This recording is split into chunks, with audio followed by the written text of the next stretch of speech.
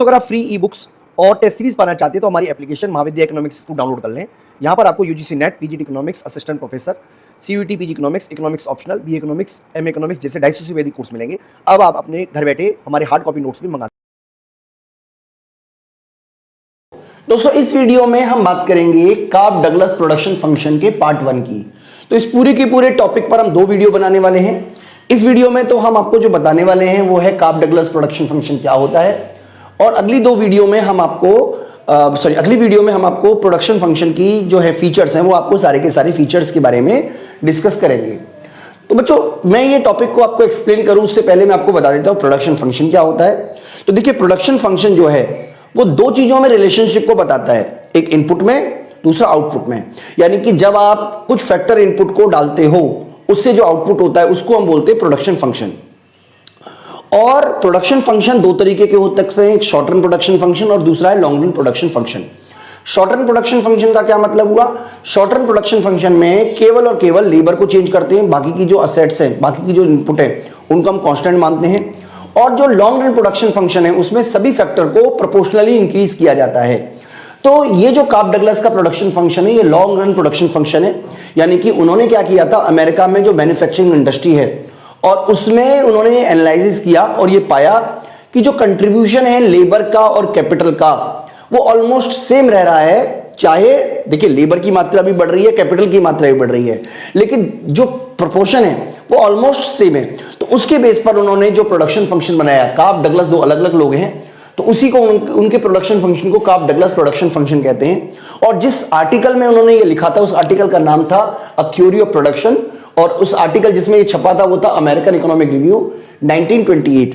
तो इस आर्टिकल में उन्होंने जो अमेरिकन मैन्युफैक्चरिंग इंडस्ट्री है उसमें सर्वे किया था और जो टाइम रखा था उन्होंने 1879 से लेके 1922 तक का था। और उसमें उन्होंने ये जानने की कोशिश की कि प्रोडक्शन फंक्शन जो होता है वो homogeneous, linear homogeneous production function होता है। तो लीनियर होमोजीनियस प्रोडक्शन फंक्शन क्या है, बस मैं आपको ये बता देता हूं।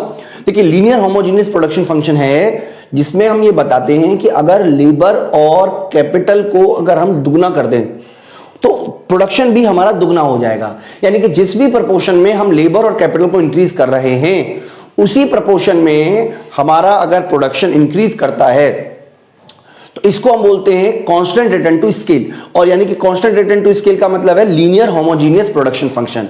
तो ये जो प्रोडक्शन फंक्शन है ये लीनियर होमोजीनियस प्रोडक्शन फंक्शन है। तो इस प्रोडक्शन फंक्शन की इक्वेशन कैसे लिखते हैं, इस तरीके से इस इक्वेशन को लिखते हैं। मैं इसका मतलब भी समझाऊंगा बच्चों, क्योंकि आप बच्चों के एग्जाम के लिए भी बहुत इंपॉर्टेंट है इन सबका मतलब। देखिए सबसे पहले हम बात करते हैं क्यू की। तो क्यू का मतलब तो आउटपुट हो गया, ये तो बिल्कुल क्लियर हो जाना चाहिए आपको। ए जो है यहां पे ए की हम बात कर रहे हैं बच्चों, ए का मतलब है प्रोडक्टिविटी। तो प्रोडक्टिविटी जो है वो आमतौर पर टेक्नोलॉजी पे डिपेंड करती है, ठीक है। यानी कि it is the positive constant, ये कभी भी 0 नहीं हो सकता, ये हमेशा पॉजिटिव वैल्यू में ही होगा। लेकिन हमें एक्चुअल में लेबर का और कैपिटल का इंपैक्ट पता करना है आउटपुट के ऊपर, इसलिए इसको हम कांस्टेंट मान लेंगे, ठीक है। Greater the value of A more advance technology, इसका मतलब जो ए है वो टेक्नोलॉजी को रिप्रेजेंट कर रहा है। और अगर टेक्नोलॉजी अच्छी है, अगर टेक्नोलॉजी इंप्रूव है तो आप कह सकते हो कि जो ए है वो भी पॉजिटिव नंबर में ही होगा। हम बात करते हैं बच्चों एल की। तो एल जो है वो लेबर इनपुट है ना, और के जो है वो कैपिटल इनपुट है। हम बात कर रहे हैं पैरामीटर्स की जो कि अल्फा और बीटा है। याद रखिएगा ये पॉजिटिव पैरामीटर है, इसका मतलब अल्फा और बीटा की वैल्यू हमेशा 0.0 से ज्यादा होगी, ना तो नेगेटिव हो सकती है ना 0 हो सकती है, बल्कि 0 से ज्यादा ही होगी। 0 होने का क्या मतलब है मैं आपको बता देता हूं। 0 होने का मतलब है कि लेबर की जो प्रोडक्टिविटी है वो 0 है, और कैपिटल होने का मतलब है कि कैपिटल की जो एक्स्ट्रा प्रोडक्टिविटी है वो 0 है। तो दोनों ही केस पॉसिबल नहीं है। जैसे फॉर एग्जांपल मैं आपको पढ़ा रहा हूं तो मेरे पढ़ाने में देखिए टेक्नोलॉजी का यूज हो रहा है, आप इंटरनेट से पढ़ रहे हो, आपको मैं ये वीडियो का है मैं वीडियो अपलोड कर देता हूं, सर्वर पे ये वीडियो पहुंच जाती है और आप जब लिंक से शेयर करते हो तो सर्वर से ये वीडियो देख लेते हो। तो ये जो है ये तो टेक्नोलॉजी है, हम टेक्नोलॉजी को कांस्टेंट मान के चल रहे हैं। तो फिर कैपिटल क्या है? इस समय की अगर हम बात करें, जब मैं आपको वीडियो बना रहा हूं तो वीडियो बनाने में मेरा मोबाइल फोन मेरे लिए कैपिटल है, ये बोर्ड मेरे लिए कैपिटल और मैं लेबर हूं। तो मैं अगर अपने सपोज कीजिए घंटों की मात्रा बढ़ा देता हूं, तो ऐसा तो है नहीं कि ज्यादा वीडियो नहीं बनेगी, मेरी एफिशिएंसी 0 तो नहीं है, ठीक है। लेकिन क्या अगर मैं अपने घंटों की मात्रा डबल कर दूं, और या मान लीजिए एक और मैं टीचर बुला लेता हूं जो कि मेरे बराबर ही एफिशिएंट हो, तो क्या तो कैपिटल की मात्रा भी डबल करनी पड़ेगी, ऑलमोस्ट डबल करनी पड़ेगी, इससे वीडियो की मात्रा भी डबल बनेगी, यही वो बताना चाह रहा है। तो बच्चों दो चीजें हैं, देखिए कैपिटल की एफिशिएंसी और लेबर की एफिशिएंसी। मेरे वाले केस में लेबर की एफिशिएंसी ज्यादा है, मेरी एफिशिएंसी ज्यादा है। इसका क्या मतलब हुआ? कैपिटल की एफिशिएंसी का मतलब क्या है?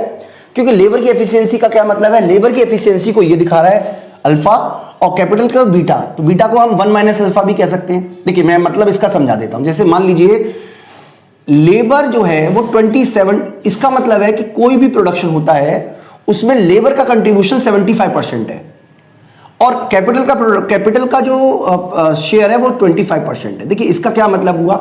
इसका मतलब ये हुआ कि अगर एक एक्स्ट्रा वीडियो बनानी है तो एक्स्ट्रा वीडियो बनाने में लेबर का जो रोल है, क्योंकि लेबर अकेला तो वीडियो बना नहीं सकता भाई, आपको कोई ना कोई चीज रिकॉर्ड करने के लिए तो चाहिए, और कैपिटल भी अकेला नहीं कर सकता, वो टीचर चाहिए। तो यहां पर बच्चों ये बताने की कोशिश की जा रही है कि कितनी दोनों की एफिशिएंसी है, यानी कि दोनों का प्रोडक्टिविटी में कितना कितना योगदान है। तो अल्फा क्या है? Alpha it measure the percentage rise in output resulting from 1% rise in labour, यानी कि अगर हम 1% लेबर को बढ़ा दें तो कितना प्रोडक्शन बढ़ेगा? प्रोडक्शन अगर 1% बढ़ता है, मान लीजिए 1% लेबर से 1% प्रोडक्शन बढ़ता है, तो इसका मतलब कैपिटल की एफिशिएंसी तो जीरो हो गई ना। इसका मतलब कैपिटल ने तो कोई रोल प्ले किया नहीं, जबकि हम समझ चुके हैं कि कैपिटल और लेबर दोनों ही जरूरी है। तो इसका मतलब क्या है बच्चों? इसका मतलब है कि अगर हम 1% लेबर को बढ़ाते हैं तो आउटपुट में उससे कितना इंक्रीज होगी अगर हम कैपिटल को कांस्टेंट मान लें। ठीक है, तो इसका मतलब एक तरीके से ये आउटपुट इलास्टिसिटी ऑफ लेबर को दिखाता है। किसको दिखाता है ये? आउटपुट इलास्टिसिटी ऑफ लेबर, यानी कि percentage rise in output upon percentage rise in labour. इसी तरीके से बच्चों ये बीटा जो है वो है हमारा एफिशिएंसी ऑफ कैपिटल को दिखाता है। It measure the percentage rise in input resulting, input मतलब कैपिटल, ठीक है, resulting from 1% rise in capital input, यानी कि परसेंटेज राइज इन आउटपुट होगा यहां पे, resulting from 1% rise in input. ठीक है, यानी कि अगर हम कैपिटल को 1% बढ़ा रहे हैं तो प्रोडक्शन कितना बढ़ेगा? देखिए हम दोबारा से मैं आपको समझा देता हूं। अगर एक शर्ट बन रही है तो अगर उसमें लेबर का कंट्रीब्यूशन ज्यादा है तो ये जो अल्फा है उसकी वैल्यू ज्यादा होगी, और अगर कैपिटल का कंट्रीब्यूशन ज्यादा है तो बीटा की वैल्यू ज्यादा होगी, लेकिन दोनों की वैल्यू मिलाकर ही एक ही होगी, क्योंकि 1% लेबर बढ़ने से और 1% कैपिटल बढ़ने से 1% ही प्रोडक्शन बढ़ेगा। यही ये थ्योरी कहना चाह रही है, इसीलिए इन दोनों की वैल्यू 1 होगी। अगर अल्फा प्लस बीटा, वो मैं आपको बताता हूं आगे। तो इसका मतलब इसको हम आउटपुट इलास्टिसिटी ऑफ कैपिटल भी बोलते हैं बीटा को, यानी कि इसका फॉर्मूला हुआ percentage rise output upon percentage rise in capital. ठीक है, तो ये तो हमारा है प्रोडक्शन फंक्शन। अब इसके कुछ अजम्पशंस देख लीजिए। सबसे पहला तो ये है कि ये लीनियर होमोजेनियस प्रोडक्शन फंक्शन है। लीनियर होमोजेनियस प्रोडक्शन फंक्शन का क्या मतलब है, मैं आपको एक डायग्राम से समझा देता हूं।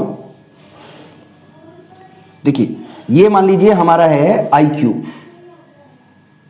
इसका मतलब हम क्या कह रहे हैं, 1 लेबर और 1 कैपिटल से हम 100 का प्रोडक्शन कर पा रहे हैं। अगर हम लेबर और कैपिटल को डबल कर दें तो हमारा जो प्रोडक्शन का लेवल है वो भी डबल हो जाएगा, और अगर हम इसे 3-3 कर दें तो ये भी हमारा 200 हो जाएगा, ये 300 हो जाएगा। इसका मतलब अगर हम एक्सपेंशन पाथ बनाते हैं तो बिल्कुल सीधा एक्सपेंशन पाथ बनेगा। इसको हम बोलते हैं बच्चों लीनियर होमोजीनियस प्रोडक्शन फंक्शन। तो लीनियर होमोजीनियस प्रोडक्शन फंक्शन जो है वो कांस्टेंट रिटर्न टू स्केल पर बेस्ड है। इसका क्या मतलब हुआ, देखिए यहां पे समझते हैं। यहां पे ये हमारी टेक्नोलॉजी है, ये हमारा लेबर है, ये लेबर की प्रोडक्टिविटी है, यानी कि पैरामीटर है लेबर के लिए, ये कैपिटल है, ये से आप कैपिटल इलास्टिसिटी ऑफ आउटपुट भी कह सकते हो। ठीक है, या आउटपुट इलास्टिसिटी ऑफ कैपिटल भी कह सकते हो। अगर हम इसको 2 से मल्टीप्लाई कर दें, दुगना कर दें, मतलब m से मल्टीप्लाई कर दें, ठीक है, तो ये क्या हो जाएगा, m का मल्टीप्लाई पहले इससे होगा अल्फा से, m का मल्टीप्लाई l से होगा, तो अलग अलग रख दिया है, m alpha, m beta, m l, यानी कि ये वाला हिस्सा ये हो गया और ये वाला हिस्सा ये हो गया। ठीक है, तो इसमें देखिए ये वाला जो है ये तो हमने ये ले लिया, कॉमन है, मतलब ये तो पुराने वाला ले लिया, और इसका मतलब हम क्या मानते हैं, इसका मतलब हमारा क्या हुआ, इसका मतलब है कि वो पैरामीटर जो हमने यूज किया है, यानी कि m हो गया। तो इसका मतलब ये सिंपल मतलब ये समझाने की कोशिश की जा रही है बच्चों कि अगर आप इसको 2 गुना कर दोगे तो ये भी आपका 2 गुना ही हो जाएगा, यानी कि ये कांस्टेंट रिटर्न टू स्केल को दिखा रहा है। अगर अल्फा प्लस बीटा की वैल्यू 1 के बराबर है तो ये कांस्टेंट रिटर्न टू स्केल है। आपको याद रखना है कि जो बाद में कुछ ऐसे एनालिसिस भी हुए जहां पर यह पता चला कि अल्फा प्लस बीटा का पैरामीटर एक से ज्यादा भी हो सकता है, एक से कम भी हो सकता है। लेकिन जो कार्प डगलस है उसने तो एक ही माना था, लेकिन बाद के पैरामीटर में एक अल्फा और बीटा की वैल्यू एक से ज्यादा और एक से कम दोनों ही प्रूव हो चुकी हैं। तो अगर मान लीजिए अल्फा प्लस बीटा की वैल्यू एक से ज्यादा है तो ये इंक्रीजिंग रिटर्न टू स्केल को व्यक्त कर रहा है, और अगर अल्फा प्लस बीटा की वैल्यू एक से कम है तो ये डिमिनिशिंग रिटर्न टू स्केल को रिप्रेजेंट कर रहा है। तो आप इसको जरूर याद रखिएगा, ये क्या चीज है, बहुत इंपॉर्टेंट है आप बच्चों के लिए अगर आप नेट की तैयारी या किसी कंपटीशन की तैयारी कर रहे हैं। अब इसका मतलब याद रखिएगा कि किस किस का मतलब क्या क्या है, ठीक है बच्चों। इसके अलावा बच्चों इस पूरे के पूरे थ्योरी में हमने केवल लेबर और कैपिटल को ही अपना फैक्टर माना है, बाकी के फैक्टरों को हमने कंसिडर नहीं किया। जबकि प्रोडक्शन के लिए तो एंटरप्रेन्योरशिप भी जरूरी है, ठीक है, कैपिटल के अलावा लैंड भी जरूरी है, लेकिन उसमें उन्होंने कुछ भी कंसिडर नहीं किया है। इसके अलावा जो लेबर की प्रोडक्टिविटी है, ठीक है, और जो टेक्नोलॉजी है उसको कांस्टेंट माना है, और ये माना है किसी भी तरीके का ओवर टाइम काम नहीं होता। क्योंकि ओवर टाइम काम नहीं होता इसलिए अगर हम लेबर को डबल करते हैं तो प्रोडक्टिविटी डबल ही होगी, ऐसा नहीं है कि 1 घंटे काम करने के लिए आ गया है। तो बच्चों ये तो बेसिक थ्योरी है। थ्योरी क्या है एक बार मैं आपको रिवाइज करा देता हूं। थ्योरी बहुत सिंपल है। थ्योरी ये कहती है कि प्रोडक्शन डबल हो जाएगा अगर हम कैपिटल और लेबर दोनों को ही डबल करते हैं। तो जिस फॉर्म में उन्होंने रखा वो ये फॉर्म है। आप फॉर्म का नाम याद रखिएगा, इसके मतलब याद रखिएगा और इस इक्वेशन को भी याद रखिएगा। इसके अलावा बच्चों और कई सारे फीचर्स हैं जो इसी के अंदर के फीचर्स हैं, ठीक है, तो उनके बारे में हम अगली वीडियो में बात कर लेंगे, क्योंकि वीडियो जो है वो हम अगली बना देंगे। इस वीडियो में बच्चों इतना ही, थैंक यू। तो अगर हम बात करें फीचर्स की तो इसका पहला फीचर ये है कि इसमें उत्पादन के यानी कि प्रोडक्शन के केवल 2 ही फैक्टरों को माना गया है, यानी कि लेबर और कैपिटल को ही एज्यूम किया गया है कि उत्पादन के ये फैक्टर्स होते हैं, तो बाकी के फैक्टरों को इन्होंने नहीं माना है। तो यहां पर आपको ये बात समझनी है कि हालांकि बाकी की चीजें भी जरूरी होती है, कैपिटल भी जरूरी है, लेबर भी जरूरी है, साथ ही साथ लैंड भी जरूरी है, एंटरप्रेन्योरशिप भी जरूरी है, लेकिन इस प्रोडक्शन फंक्शन की विशेषता ये है कि इसमें केवल 2 ही उत्पादन के साधन यानी कि प्रोडक्शन फंक्शन के 2 ही इनपुट्स को माना गया है। दूसरा इसका फीचर ये है कि इसमें अगर ये एज्यूम किया गया है कि अगर किसी भी जगह लेबर या कैपिटल की यूनिट किसको 0 कर दें, यानी कि या तो लेबर को 0 कर दें या कैपिटल को 0 कर दें, तो प्रोडक्शन भी 0 ही होगा। यानी कि अगर हम प्रोडक्शन करना चाहते हैं तो हमें कुछ ना कुछ लेबर और कोई ना कोई अमाउंट कैपिटल का एक पॉजिटिव नंबर में होना ही चाहिए। तो दूसरा इसका ये वाला फीचर है।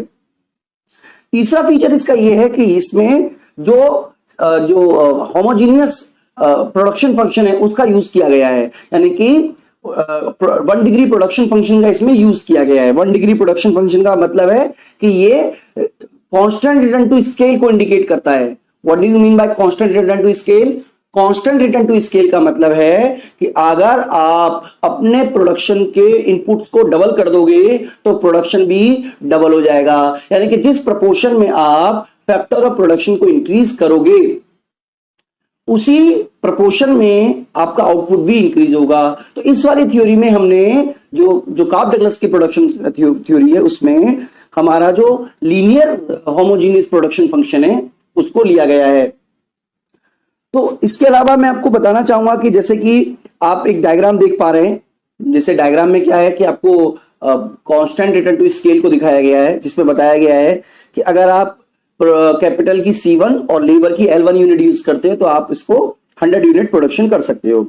अगर हम लेबर को डबल कर दें और प्रोडक्शन लेबर हो जाता है L2 और कैपिटल हो जाता है C2, उसी प्रोपोर्शन में हमारा जो प्रोडक्शन है वो बढ़कर 200 हो गया है। इसी तरीके से अगर लेबर L3 हो जाता है जो कि L1 की तुलना में 2 गुना है, 3 गुना है, सॉरी, L1 L2 L3, उतने ही प्रोपोर्शन में हमारा प्रोडक्शन भी बढ़ जाएगा और प्रोडक्शन बढ़कर 300 हो जाएगा। तो यहां पर आपको जो कार्प डगलस प्रोडक्शन फंक्शन है वो इस डायग्राम के थ्रू ये कहना चाह रहा है कि अगर हम उत्पादन के साधनों को डबल कर दें, यानी कि प्रोडक्शन के जो फैक्टर्स हैं उनको डबल कर दें, तो हमारा उत्पादन भी डबल हो जाएगा। यहां पर आपको यह भी समझना है कि इस वाली थ्योरी में क्योंकि लीनियर होमोजीनियस प्रोडक्शन फंक्शन का यूज किया गया है, इसलिए यह एज्यूम किया गया है कि लेबर पर, यानी कि लेबर यूज करने का जो कुल खर्चा है प्लस कैपिटल यूज करने का जो कुल खर्चा है, अगर उसको जोड़ दोगे तो वो है कुल उत्पादन की वैल्यू के बराबर हो जाएगा। यानी कि इस स्थिति में यह माना गया है कि जो सीमांत उत्पादकता होती है, यानी कि मार्जिनल प्रोडक्टिविटी होती है किसी भी फैक्टर की, उसको उसी के बराबर पैसा दिया जाता है। यानी कि यहां पर मैं आपको यह समझाना चाहता हूं कि इस थ्योरी में यह एज्यूम किया गया है कि जो भी मार्जिनल प्रोडक्टिविटी होगी थ्योरी की, उतना ही आप क्या करोगे, एक्सपेंडिचर करोगे। यानी कि टोटल एक्सपेंडिचर जो होता है वो किसके बराबर होगा, total expenditure on labour plus total expenditure on capital. तो ये जो थ्योरी है, ये जो यूरल प्रमेय है उसको प्रूव करती है। तो वो यूरल प्रमेय के ऊपर हम कभी और कोई टॉपिक समझ लेंगे। तो बस आप अभी ये समझ लीजिए कि इस थ्योरी के थ्रू जो यूरल प्रमेय की जो है उसको हम प्रूव कर सकते हैं। इसके अलावा आपको ये समझना है कि जब आप इस थ्योरी को आप सॉल्व करोगे तो एक इक्वेशन बनती है k equal to 1/L, sorry k equal to 1/K। ये आपको बताती है कि जो फैक्टर इंसेंटिविटी कितनी है, यानी कि लेबर इंसेंटिव टेक्निक है या कैपिटल इंसेंटिव टेक्निक है। तो क्या प्रोपोर्शन है, k इक्वल टू 1/K। तो आपको याद रखना है कि अगर k इक्वल टू 1/K अगर ज्यादा होगा, इसका मतलब है कि जितना वो ज्यादा होगा उतनी लेबर इंटेंसिव टेक्निक है, और k इक्वल टू 1/K अगर कम होगा तो वो कैपिटल इंसेंटिव टेक्निक है। ये भी आपको समझ। इसके अलावा जो इक्वेशन में ए पॉइंट है जिसको आप तकनीक कहते हो, ये आपकी दक्षता यानी कि आपकी एफिशिएंसी को मेजर करता है। तो जो ज्यादा एफिशिएंट फर्म में होंगी उसकी ए की वैल्यू ज्यादा होगी, और जो कम एफिशिएंट फर्म में होंगी उनकी ए की वैल्यू कम होगी। तो ये भी आपको समझना है। इसके अलावा आपको ये भी समझना है कि k तथा k और 1 - k जो है वो इलास्टिसिटी को मेजर करती है। तो ये कुछ बेसिक्स हमने आपको फीचर्स बताए हैं जो कार्प डगलस प्रोडक्शन फंक्शन के हैं। तो आप इन सबको ठीक तरीके से कीजिएगा, ये सब नेट के लिए इंपॉर्टेंट है। अगली वीडियो में हम आपको बताएंगे कि इस वीडियो के मतलब नेक्स्ट वीडियो में हम इसकी क्रिटिसाइज करेंगे कि किस किस तरीके के लोगों ने इसके बारे में आलोचना की। साथ ही इस थ्योरी के थ्रू एपीएल और एमपीएल किस तरीके से निकालते हैं, इसी तरीके से एपीके और एमपीके किस तरीके से निकालते हैं वो भी आपको बताएंगे। तो अभी के लिए इतना ही। मुझे उम्मीद है कि आपको ये वीडियो अच्छी लगी होगी। इस वीडियो में हम बात करेंगे constant elasticity of substitution production function की।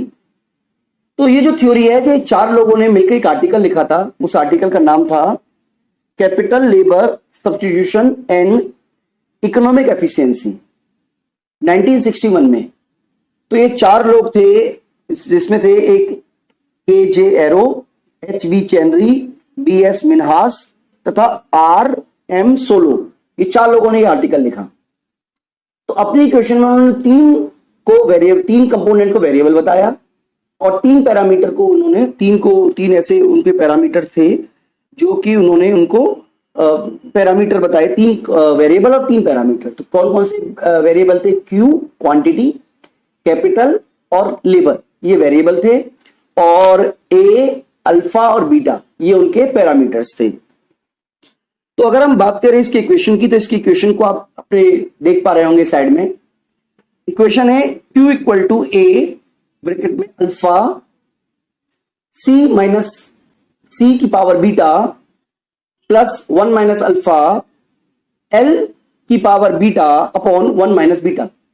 तो ये पूरा का पूरा थ्योरी है, ये पूरा का पूरा इक्वेशन है। इसकी पूरे फीचर्स मैं आपको बताऊंगा एक एक करके। तो सबसे पहले तो आप ये समझ लीजिए Q का मतलब है टोटल आउटपुट, C का मतलब है कैपिटल, एक L का मतलब है labour, A is the efficiency parameter. Efficiency parameter मतलब यहां पे टेक्नोलॉजी की बात करेगा यहां पे एफिशिएंसी पैरामीटर में। अल्फा का मतलब होता है डिस्ट्रीब्यूशन पैरामीटर, यानी कि यहां पर आपसे फैक्टर सर्विसेज में किस किस का कितना कितना कंट्रीब्यूशन है इसकी बात कर रहा है अल्फा का मतलब। और बीटा जो है वो सब्स्टिट्यूशन पैरामीटर है, यानी कि लेबर की जगह कितना कैपिटल को हम सब्स्टिट्यूट कर सकते हैं, उस पैरामीटर को उसने बीटा कहा गया है। तो ये इलास्टिसिटी ऑफ सब्स्टिट्यूशन निकालने का भी काम करेगा बीटा, वो हम आगे समझेंगे। तो आप इस इक्वेशन को एक बार ध्यान से देख लीजिएगा। अगर अब हम बात करें इसकी फीचर्स की, तो सबसे पहले तो आप ये समझ लीजिए कि इसका पहला फीचर ये है कि the CES production function is homogeneous 1 degree. Homogeneous 1 degree का मतलब है कि इसमें यह एज्यूम किया है कि जैसे कार्प डगलस में एज्यूम किया था, सेम इसमें कि अगर हम लेबर और कैपिटल को डबल कर दें तो प्रोडक्शन भी डबल हो जाएगा। यानी कि इस थ्योरी का यह एजम्पशन है कि अगर हम लेबर को और कैपिटल को डबल कर देंगे तो प्रोडक्शन भी डबल हो जाएगा। ये इस थ्योरी का पैरामीटर है। यानी कि आपको यह समझना पड़ेगा कि थ्योरी ये कहना चाह रही है कि अगर आप कैपिटल और लेबर को n टाइम बढ़ा दोगे तो प्रोडक्शन भी n टाइम ही बढ़ जाएगा। यानी कि एक तरीके से ये होमोजीनियस प्रोडक्शन फंक्शन है हमारा। दूसरा ये कहना चाह रहा है कि in CES production function the average and marginal product is variable C and L are homogeneous of degree 0। यानी कि ये भी एक तरीके से लीनियर होमोजीनियस प्रोडक्शन फंक्शन की ही बात कर रहा है। अब आप समझ लीजिए कि इसके इस फीचर की वजह से जो IQ की शेप होगी, IQ आइसोपॉइंट कर्व होगा इस प्रोडक्शन फंक्शन में, वो कॉन्वेक्स टू द ओरिजिन होगा। यानी कि इस तरीके से जैसे नॉर्मल शेप में होता है कॉन्वेक्स टू द ओरिजिन, उसकी वही शेप होगी जैसे IQ की नॉर्मल शेप होती है। और ये इसकी वजह क्या है? इसकी वजह है डिमिनिशिंग MRTS। तो डिमिनिशिंग MRTS की वजह से ही क्या होगा आपका उसी तरीके का होगा जिस तरीके का नॉर्मल शेप में होता है। और आप देख पा रहे हैं पॉइंट नंबर 4 को, इलास्टिसिटी ऑफ सब्स्टिट्यूशन निकालने का उन्होंने फार्मूला बताया हुआ है। इसका क्या फार्मूला है इलास्टिसिटी ऑफ सब्स्टिट्यूशन का? 1/1 प्लस बीटा। तो उसको हम डिटेल में अभी और करेंगे। तो फिलहाल आप ये समझ लीजिए कि ये जो पॉइंट नंबर 4 है ये इलास्टिसिटी ऑफ सब्स्टिट्यूशन निकालने का तरीका है। पॉइंट नंबर 5 ये कह रहा है कि if L and C are substitute, यानी कि ये जो है वो इंफिनिटी सब्स्टिट्यूट है, मान लीजिए परफेक्टली सब्स्टिट्यूट है L और K फॉर ईच अदर, तो इस केस में क्या होगा? An increase in C will require less L। यानी कि अगर आप C को बढ़ाओगे तो L को आपको कम करना पड़ेगा। यानी कि अगर आप एक इनपुट को बढ़ाते हो तो उससे क्या होगा? यानी कि मान लीजिए आप लेबर को कम करते हो तो MPL बढ़ जाएगा, और कैपिटल कम बढ़ाते हो तो MPC जो है वो कम हो जाएगा। और इस तरीके से ये दोनों के दोनों बराबर बराबर होंगे। और ये वाली थ्योरी भी यूरल थ्योरम को प्रूव करती है। तो इसमें ये छोटी छोटी बातें हमने आपको बता दी। इसके अलावा जो अभी हमें समझना है वो समझना है कि इससे इलास्टिसिटी ऑफ कैसे पता करते हैं। तो इसके लिए चलिए बोर्ड पे चलते हैं और बोर्ड पे समझते हैं कि किस तरीके से हमारा जो इलास्टिसिटी ऑफ सब्स्टिट्यूशन है वो बीटा से कोरिलेशन रखती है। तो दोस्तों जैसा कि हमने पहले बताया था आपको, ये वाला फॉर्मूला होता है इलास्टिसिटी ऑफ सब्स्टिट्यूशन निकालने का, जिसमें ये elasticity of substitution equal to 1/1 minus 1 plus beta. तो मान लीजिए अगर जो ये बीटा का मतलब सब्स्टिट्यूशन पैरामीटर है, तो मान लीजिए अगर सब्स्टिट्यूशन पैरामीटर की जो वैल्यू है वो बी की जो वैल्यू है बीटा की वो हो सकती है -1, और बी हो सकती है इधर की तरफ, और इधर हो सकती है वो इंफिनिटी। यानी कि ये इसका रेंज है प्लस में। तो अगर मान लीजिए बीटा की वैल्यू -1 है सपोज कीजिए, तो हम इस फॉर्मूले को जब आप सब्स्टिट्यूट करोगे इसमें, तो बीटा की जगह अगर आप -1 लिखते हो तो आप पाओगे कि 1 को डिवाइड करोगे 0 से तो इंफिनिटी आएगा। यानी कि इस वाले केस में जो बीटा होगा, ये हमने पहले भी इससे पहले वाली वीडियो में पढ़ा हुआ है, उस केस में जो बीटा होगा इट विल बी -1। यानी कि इलास्टिसिटी ऑफ सब्स्टिट्यूशन में जो पैरामीटर है सब्स्टिट्यूशन पैरामीटर वो इस केस में -1 होगा।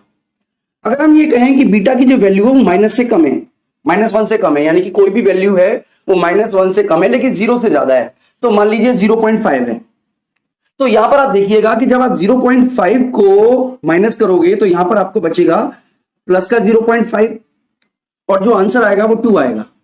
यानी इस केस में जब बीटा की वैल्यू -1 से कम होगी और 0 से ज्यादा होगी, तो जो इलास्टिसिटी ऑफ सब्स्टिट्यूशन होगा वो 1 से ज्यादा होगा। यानी कि इस केस में जो बीटा है वो 0 से कम है लेकिन -1 से ज्यादा है इस वाले पॉइंट पर। अगर मान लीजिए बीटा की वैल्यू 0 है, तो इस केस में जो इलास्टिसिटी ऑफ सब्स्टिट्यूशन होगी वो 1 होगी। यानी कि 1/1 प्लस 0 1 आएगा, और ये कार्ब डगलस का प्रोडक्शन फंक्शन भी बन जाता है। यानी कि इस केस में जो बीटा होगा वो 0 होगा। तो आपको याद रखना है कि कार्ब डगलस प्रोडक्शन फंक्शन तब बनेगा जब सी में जो बीटा की वैल्यू है यानी कि सब्स्टिट्यूशन पैरामीटर है वो 0 होना चाहिए।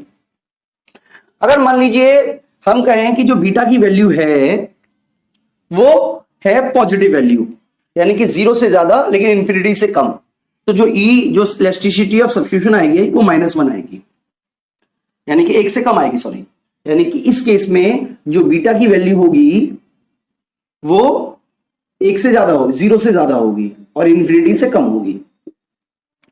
अगर हम लास्ट पॉइंट की बात करें, अगर मान लीजिए 0 जो हमारा बीटा की वैल्यू है वो इट विल बी इन्फिनिटी, यानी कि ये बीटा की वैल्यू इन्फिनिटी है, तो जो इलास्टिसिटी ऑफ सब्स्टिट्यूशन होगा वो जीरो होगा। तो इस तरीके से हम यहाँ पे समझ रहे हैं कि ये जो इलास्टिसिटी ऑफ सब्स्टिट्यूशन का और सब्स्टिट्यूशन पैरामीटर का क्या रिलेशन है। तो दोस्तों मुझे उम्मीद है कि आपको मेरी ये वीडियो समझ में आई होगी। अभी के लिए इतना ही, थैंक यू। हम बात करेंगे इलास्टिसिटी ऑफ सब्स्टिट्यूशन के बारे में। तो ये जो टॉपिक है, ये सबसे पहले जो डेवलप किया था ये थ्योरी, वो की थी एच.आर. हिक्स ने सबसे पहले 1932 में। बाद में जॉन रॉबिन्सन ने दोबारा से 1933 में मैथमेटिकली टर्मिनोलॉजी यूज करके इस पूरी थ्योरी को डेवलप किया। तो यहां पर मैं आपको सिंपल सरल भाषा में समझाऊंगा कि इलास्टिसिटी ऑफ सब्स्टिट्यूशन क्या होता है और इसका क्या यूज है प्रोडक्शन फंक्शन में। साथ ही साथ हम जो भी टॉपिक नेट के हिसाब से इंपॉर्टेंट है वो सारे के सारे टॉपिक्स हम इस पूरी वीडियो में कवर करने की कोशिश करेंगे। तो यहां पर आपको यह समझना है कि आखिरकार इलास्टिसिटी ऑफ सब्स्टिट्यूशन क्या होती है। तो इलास्टिसिटी ऑफ सब्स्टिट्यूशन हमें बताती है कि एक फैक्टर के कंपेयर में दूसरा फैक्टर, यानी कि मान लीजिए लेबर की जगह आप लेबर को बढ़ा रहे हो, कैपिटल को घटा रहे हो, तो वो कितना आसान और कितना मुश्किल है। यानी कि marginal rate of technical substitution तो उसके एक्सटेंड को बताता है कि आप किस एक्सटेंड, यानी कि एक लेबर के लिए आपको 3 कैपिटल छोड़नी पड़ेंगी, वो एक्सटेंड को बता रहा है। लेकिन यहां पर बता रहा है कि वो कितना ज्यादा आसान और कितना ज्यादा मुश्किल है। यानी कि अगर इलास्टिसिटी ऑफ सब्स्टिट्यूशन ज्यादा है तो इसका मतलब है कि we can easily change capital for labour, और अगर इलास्टिसिटी ऑफ सब्स्टिट्यूशन कम है तो ये बता रहा है कि इसका मतलब है कि it is difficult to change capital for labour. तो यहां पर जो इलास्टिसिटी ऑफ सब्स्टिट्यूशन है वो बताता है क्या डिग्री को, कि किस लेवल तक आप उसको चेंज करना आसान या मुश्किल है। तो अगर हम बात करें इसके कि इसको किस तरीके से डिफाइन किया जाता है, तो हम इसको ये बोल सकते हैं that elasticity of substitution is the ratio of percentage change in capital labour ratio and percentage change in marginal rate of technical substitution. यानी कि ये दोनों का रेशियो होता है जो आपका होता है लॉ ऑफ सब्स्टिट्यूशन, इसको इस तरीके से प्रेजेंट करते हैं। तो यहां पर आपको ये समझना है कि अगर हम इसको, यानी कि percentage change in capital labour ratio को हम इस तरीके से भी लिख सकते हैं डेल्टा के अपॉन एल, यानी कि इसका मतलब ये हुआ, ये इसका मतलब है। और इसी तरीके से परसेंटेज चेंज इन एमआरटीएस को हम इस तरीके से लिख सकते हैं, ये वाला। तो जब आप इसे सॉल्व करेंगे तो आपको ये वाला फॉर्मूला मिलेगा, ये वाला फॉर्मूला, यानी इस वाले फॉर्मूले से आप पता कर सकते हो इलास्टिसिटी ऑफ सब्स्टिट्यूशन। तो यहां पर मैं आपको ये बताना चाहता हूं कि इलास्टिसिटी ऑफ सब्स्टिट्यूशन क्या बताना चाहता है। देखिए हम इसको एक डायग्राम से समझते हैं। मान लीजिए ये हमारा एक आईक्यू है, ये हमारा एक आईक्यू है जिस पर ये मान लीजिए एक पॉइंट है ए, ये पॉइंट है बी और ये पॉइंट है सी। यानी कि इस ए पॉइंट पर आप जो लेबर यूज कर रहे हो वो L1 यूज कर रहे हो और कैपिटल यूज कर रहे हो वो Q1 यूज कर रहे हो, मतलब K1 यूज कर रहे हो। यानी कि जैसे आप लेबर को बढ़ाते हो आप कर देते हो L2, आपका कैपिटल घटकर हो जाता है K2, और इसी तरीके से अगर आप कर देते हो L3 तो कैपिटल घटकर आपका हो जाता है K3। अब हम एक लाइन डालें सीधा इस तरीके से, तो यहां पर हमें बता रहा है कैपिटल आउटपुट रेशियो जो है वो K1 अपॉन L1 है। इस पॉइंट पर जो कैपिटल आउटपुट रेशियो है वो K2 L2 है, और इस पॉइंट पर जो हमारा रेशियो है वो K3 L3 है। यानी कि जैसे जैसे हम नीचे की तरफ चलते हैं हमारा जो कैपिटल आउटपुट रेशियो है वो कम हो जाता है। तो जब हम इसको एक डायग्राम से ड्रॉ करेंगे, सब्स्टिट्यूशन में डाल देंगे, तो इसका जो डायग्राम बनेगा वो इस तरीके का डाउनवर्ड बनेगा, इस तरीके का, जिसे कि हम एस कर्व बोलते हैं, सब्स्टिट्यूशन कर्व बोलते हैं। तो ये सब्स्टिट्यूशन कर्व पे हम एक पॉइंट ले लेते हैं, मान लीजिए इस जगह पे ये हमारा पॉइंट है, बिल्कुल इसको हम ऐसे ले लेते हैं, इसको कि हम नाम दे देते हैं पॉइंट ए। और हम एक ऐसे पॉइंट ले लेते हैं, ये बिल्कुल सीधा तरीके से जिस पे भी पॉइंट है हमारा, इस पॉइंट को नाम दे देते हैं पॉइंट ई। तो पॉइंट ए पर हमारे जो इलेस्टिसिटी ऑफ सब्स्टिट्यूशन है वो 0 है, और पॉइंट ई पर जो इलेस्टिसिटी ऑफ सब्स्टिट्यूशन है वो इंफिनिटी है।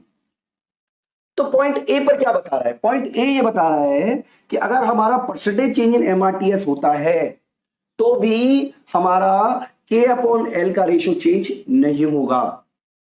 यानी कि इस केस में आपका एमआरटीएस चेंज होने पर भी आपका K/L यानी कि कैपिटल आउटपुट रेशियो चेंज नहीं होगा। और ऐसा तब होता है जब हमारी गुड्स जो है वो परफेक्टली कॉम्प्लीमेंट्री गुड्स होती है। इस तरीके की गुड्स से परफेक्टली कॉम्प्लीमेंट्री होती है, तो इस केस में ये जो पॉइंट होता है ये इंफिनिटी सब्स्टिट्यूशन इक्वल टू 0 होता है। इसका मतलब आप एक फैक्टर को नहीं बढ़ा सकते दूसरे फैक्टर के लिए। अब हम यहां पर पॉइंट ले रहे हैं ये वाला, इसका मतलब जो इलास्टिसिटी ऑफ सब्स्टिट्यूशन है वो इंफिनिटी का मतलब है कि हम एक फैक्टर की जगह दूसरे फैक्टर को बहुत आसानी से चेंज कर सकते हैं। यानी कि ऐसा तब होता है जब गुड्स परफेक्टली सब्स्टिट्यूट होती है, जब आईक्यू आपका परफेक्टली जब गुड्स में इनपुट लेबर और कैपिटल जब हमारा परफेक्टली सब्स्टिट्यूट होगा तब इस तरीके का हमारा होगा। यानी कि इसका क्या बता रहा है कि percentage change in MRTS bring infinite large change in capital output ratio. तो ये भी आपको समझना पड़ेगा। अगर मान लीजिए कि यहां पर आपका जो इंफिनिटी है वो 1 है, यहां पर मोर देन 1 है,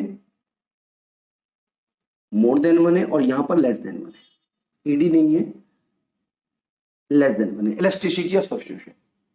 तो अगर मोर देन 1 है, मोर देन 1 है, इसका क्या मतलब है? मोर देन 1 का मतलब है कि परसेंटेज चेंज जो एमआरटीएस में होगा उससे ज्यादा कैपिटल आउटपुट रेशियो में चेंज होगा। इसका मतलब अगर ईडी आपकी ज्यादा है तो इससे इसका मतलब है कि हम आसानी से कैपिटल की जगह लेबर का यूज कर सकते हैं। और अगर आपका ईडी नहीं, आपका जो इलास्टिसिटी ऑफ सब्स्टिट्यूशन है वो लेस देन 1 है, इसका मतलब है कि जो परसेंटेज चेंज इन एमआरटीएस होगा वो कम होगा किससे? Percentage change in capital output ratio, capital labour ratio से। कैपिटल लेबर रेशियो का मतलब हमने यहाँ पे कैपिटल लेबर रेशियो लिखा हुआ है, यहाँ पर एमआरटीएस लिखा हुआ है, तो ये बता रहा है कि इसका परसेंटेज चेंज और इसका परसेंटेज चेंज में जो आपका लेस देन 1 में एमआरटीएस का परसेंटेज चेंज ज्यादा होगा।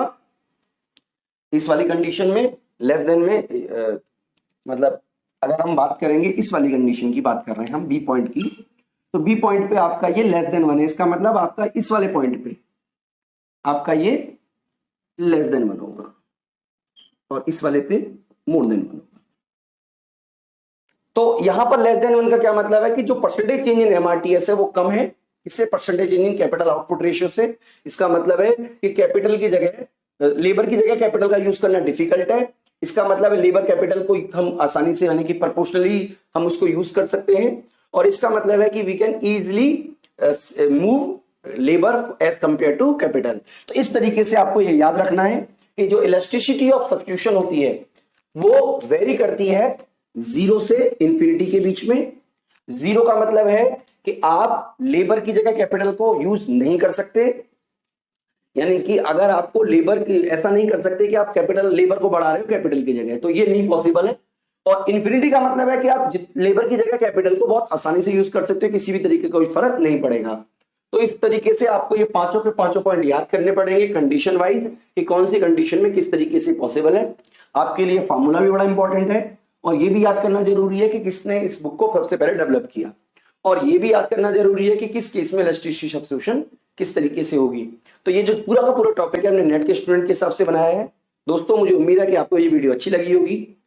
अभी के लिए इतना ही, थैंक यू।